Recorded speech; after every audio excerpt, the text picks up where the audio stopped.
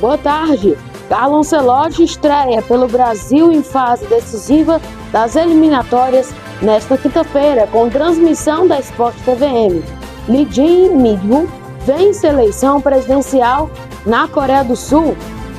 OCDE alerta que guerra comercial reduz perspectivas de crescimento econômico mundial. PGR se posiciona a favor da manutenção da prisão preventiva do ex-ministro Braga Neto. ONU afirma que ataques em distribuição de ajuda em Gaza são um crime de guerra. Agora, ao vivo, no BTM.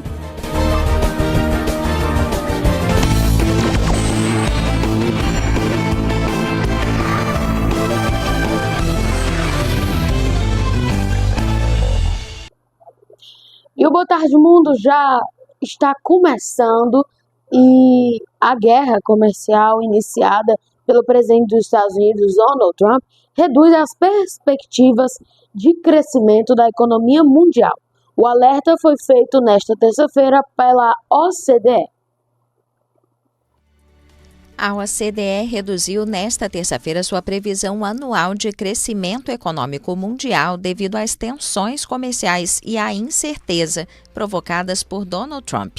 Após um crescimento de 3,3% em 2024, a Organização para a Cooperação e Desenvolvimento Econômico projeta uma expansão de 2,9% para 2025 e em 2026, segundo as perspectivas atualizadas.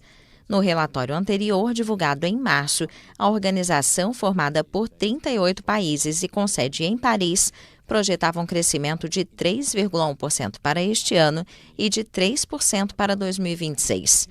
Desde seu retorno ao poder em janeiro, Trump impôs tarifas generalizadas contra aliados e rivais que abalaram a ordem comercial mundial e perturbaram os mercados financeiros.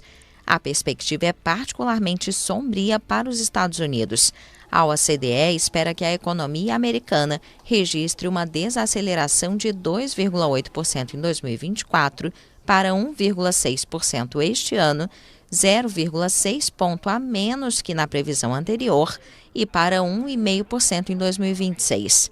A organização reduziu levemente, de 4,8% para 4,7%, a previsão de crescimento este ano para a China, a segunda maior economia do mundo, e o país afetado pelas tarifas mais elevadas anunciadas por Trump.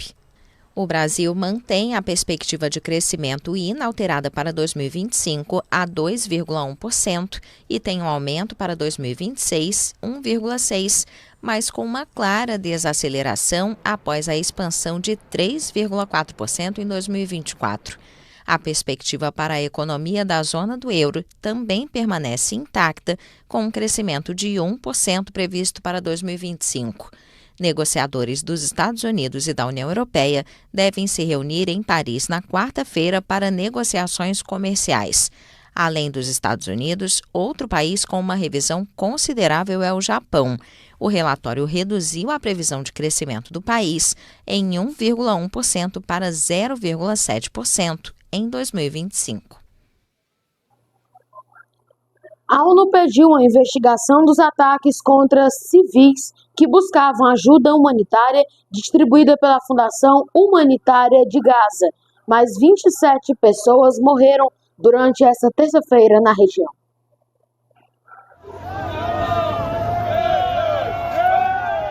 O Alto Comissariado da ONU para os Direitos Humanos declarou nesta terça-feira que os ataques mortais contra civis nas proximidades dos centros de distribuição de ajuda na faixa de Gaza constituem um crime de guerra.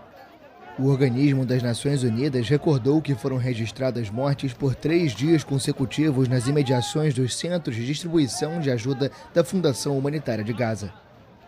Deadly attacks on distraught civilians trying to access the paltry amounts of food aid in Gaza are unconscionable. Os ataques mortais a civis desesperados que tentam acessar quantidades miseráveis de comida em Gaza são inconcebíveis. Pelo terceiro dia seguido, pessoas foram mortas perto de locais de distribuição de ajuda da Fundação Humanitária de Gaza. Esta manhã, recebemos a informação que mais dezenas de pessoas foram mortas e feridas. Deve haver uma rápida e imparcial investigação em cada um desses ataques e os responsáveis devem ser responsabilizados. Ataques direcionados a civis constituem uma grave violação da lei internacional e um crime de guerra. Directed against civilians constitute a grave breach of international law and a war crime. A Defesa Civil de Gaza informou nesta terça-feira que 27 pessoas morreram por disparos das tropas israelenses contra civis perto de um centro de distribuição de ajuda em Rafah, no sul do território palestino. A Fundação Humanitária de Gaza, organização apoiada pelos Estados Unidos e por Israel, afirma que distribuiu milhões de porções de alimentos desde que iniciou as operações na semana passada, mas a atuação do grupo é marcada pelo caos e relatos de mortes.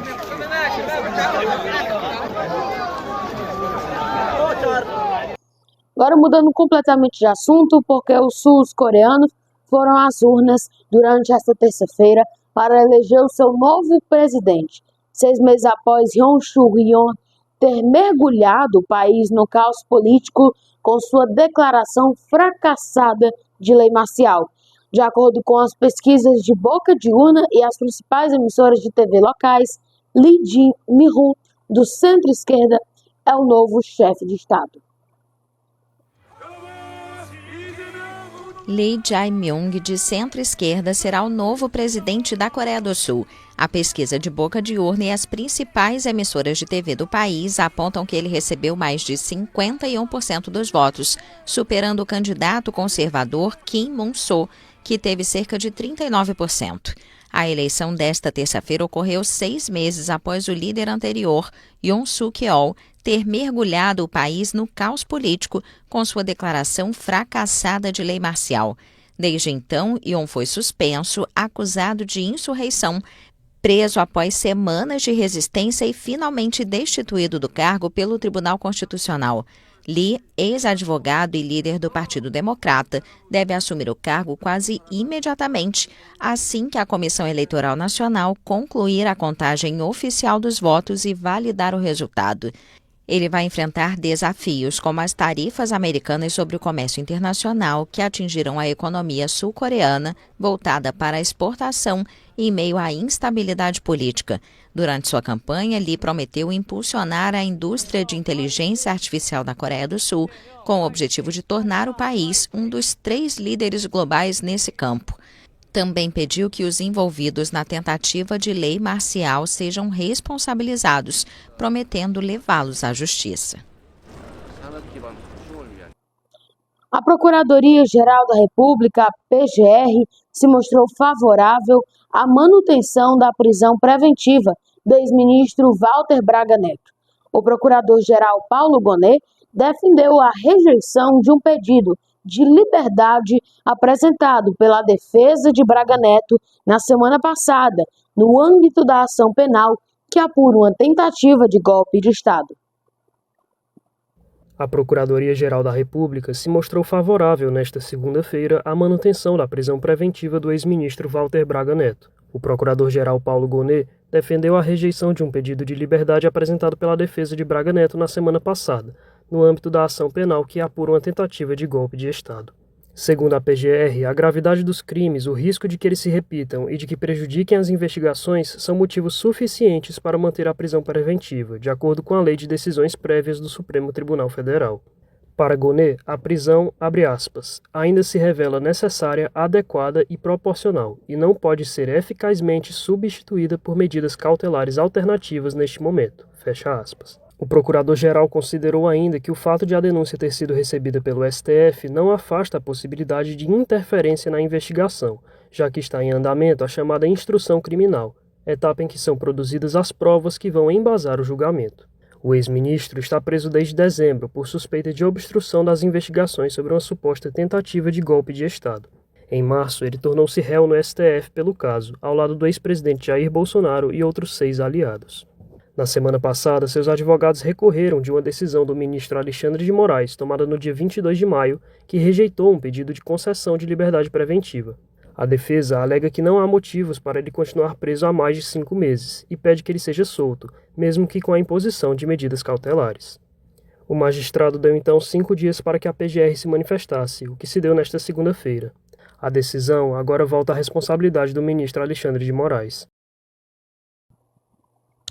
Agora a gente vai para uma pausa rápida aqui no Boa Tarde Mundo, e aí no próximo bloco, após o intervalo, você vai ver aqui no nosso jornal, Carlo Ancelotti estreará pelo Brasil nesta quinta-feira em fase decisiva nas eliminatórias, com transmissão ao vivo da Sport TVN com narração de Juscelino Gonçalves.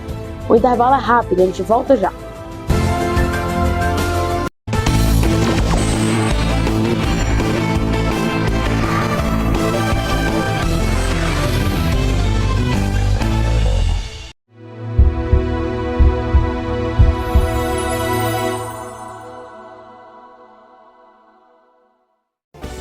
Jornal Mundial, compromisso com a informação aqui, toda sexta e sábado, às 21 horas da noite. Sábado News, todo sábado, o seu final de semana com muita informação. Sábado News, às 8h30, com Eduardo Elau.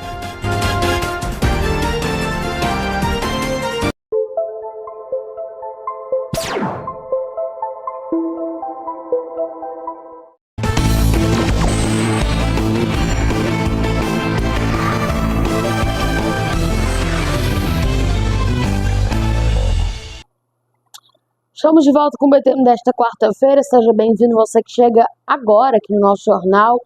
E olha, a Agência Nacional de Vigilância Sanitária, a Anvisa, aqui no Brasil, determinou a apreensão do produto clandestino Repelex Spray Citorella, que circula em embalagem sem informações do fabricante e de origem desconhecida.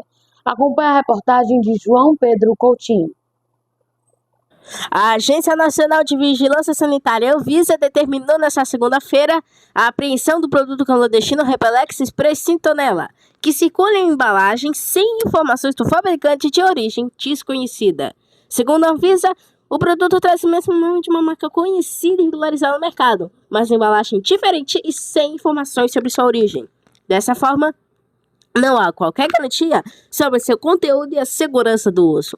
A Anvisa destaca que repelentes para uso na pele devem ser registrados para a agência, já que esses produtos trazem um grau de risco maior para o consumidor. Abre aspas. O uso de produtos de origem desconhecida e irregulares pode colocar a saúde do consumidor em risco, informa a Anvisa. Então, quais repelentes são mais eficazes contra a Aedes aegypti? Nem todos são efetivos contra o mosquito da dengue, mas o repelente precisa conter uma das seguintes substâncias para combater: uma icatina de 20 e 25% com duração de 10 horas, DIT de 10 a 15% com duração de 6 a 8 horas e a IR3535 com duração de até 4 horas. Dermatologistas lembram que os períodos mais críticos para a exposição a mosquitos são o início da manhã e o fim da tarde, e por isso reforçam a aplicação do produto nesses horários. Obrigado, João. O brigadista Batista Júnior, ex-comandante, o ex-comandante da Aeronáutica, relatou um depoimento ao Supremo Tribunal Federal no dia 21 de maio, o alerta para que o general Freire Gomes, ex-comandante do Exército, fez ao ex-presidente Jair Messias Bolsonaro, no sentido de que teria de pretendê-lo caso uma ideia golpista fosse levada adiante. A reportagem é do nosso novato aqui na TV, Gleidson. O brigadeiro Batista Júnior, ex-comandante da Força Aeronáutica, relatou ao Supremo Tribunal Federal no último dia 21 de maio sobre um alerta que o ex-comandante do Exército Freire Gomes fez ao ex-presidente da República Jair Bolsonaro, no sentido de que teria de prendê-lo se caso uma ideia golpista fosse adiante. O vídeo desta reunião no STF foi divulgada no dia seguinte por decisão do ministro relator Alexandre de Moraes. O alerta de Freire a Bolsonaro foi feito em uma reunião golpista no Palácio da Alvorada após a insatisfação do resultado das eleições de 2022. Neste encontro, o ex-presidente e os comandantes das Forças Armadas teriam debatido sobre hipóteses de atentar contra o regime democrático por meio de algum instituto previsto na Constituição. Foi durante esta reunião que Batista Júnior presenciou Freire Gomes ameaçando Bolsonaro de o prender caso o plano fosse colocado em prática. Com relação à questão referente à eventual ordem de prisão do general Freire em relação ao presidente Bolsonaro, quando ele afirmou que daria ensejo àquela caminhada para o golpe de Estado.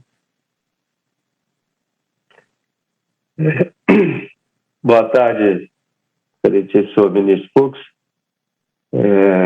Bem, colocando na conjuntura, em momento algum, o presidente Jair Bolsonaro colocou desta forma que estava objetivando um golpe de Estado. Exatamente, que ele não falou. Mas, durante as discussões, como eu disse ao senhor, a partir do dia 11, dia 14, nós começamos a imaginar que os objetivos políticos de uma medida de exceção não eram para garantir a paz social até o dia 1º de janeiro. E foi dentro deste contexto que o general Freire Gomes colocou, ou seja, não foi em resposta a uma colocação que o presidente daria um golpe, mas foi no âmbito desta discussão de possíveis estados de exceção sem os pressupostos necessários para que eles sejam feitos. Muito obrigado pelas informações, Gleidson. Agora receba minhas boas-vindas aqui formalmente. Seja muito bem-vindo à nossa emissora. É uma satisfação ter você aqui com a gente, trabalhar a partir de agora. Você já é conhecido aí pelo seu trabalho como repórter em outras webs TVs, então seja muito bem-vindo à TV Mundial e que você seja muito bem acolhido por toda a nossa equipe. Os jogadores convocados pelo treinador Carlo Ancelotti foram a campo no CT Joaquim Grava, do Corinthians, em São Paulo, para o primeiro treino da Canarinho, comandado pelo italiano. A seleção brasileira enfrenta na quinta-feira o Equador pelas eliminatórias sul-americanas para a Copa do Mundo de 2026. O treinador Carlo Ancelotti iniciou a preparação da seleção brasileira para os jogos contra Equador e Paraguai, nesta quinta-feira e na próxima terça, respectivamente. Nesta segunda-feira, o grupo convocado teve seu primeiro contato com o técnico no CT Joaquim Grava, do Corinthians, em São Paulo, onde um treino foi realizado. Sem Neymar, mas com Vinícius Júnior, Casemiro e Rafinha, o 5 vezes campeão da Liga dos Campeões terá 4 rodadas das eliminatórias sul-americanas para classificar o Brasil para a Copa do Mundo de 2026. Atualmente, a Canarinho está na 4ª colocação, 10 pontos atrás da líder e já classificada Argentina, além de Equador e Uruguai. A Colômbia tem 1 ponto a menos e ocupa a 6ª posição, a última que dá vaga direta na próxima Copa.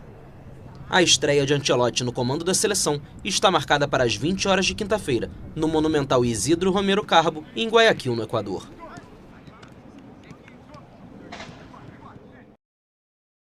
Vai ter transmissão ao vivo desse jogo na quinta-feira, na Sport TV, com narração de Juscelino Gonçalves. A gente vai ficando por aqui. Para rever nossas reportagens e a edição do Boa Tarde Mundo de hoje, é só voltar o vídeo aqui no YouTube, no nosso canal, que é @TV Mundial Jornalismo. E não esqueça de seguir a nossa página no Instagram, @TV Mundial UFC. E só, recapitulando aqui, falei errado sem querer, o nosso canal do YouTube é TV Mundial Jornalismo. Não tem um @, tá? Muito obrigado pela sua companhia de hoje. Tchau, tchau e até amanhã.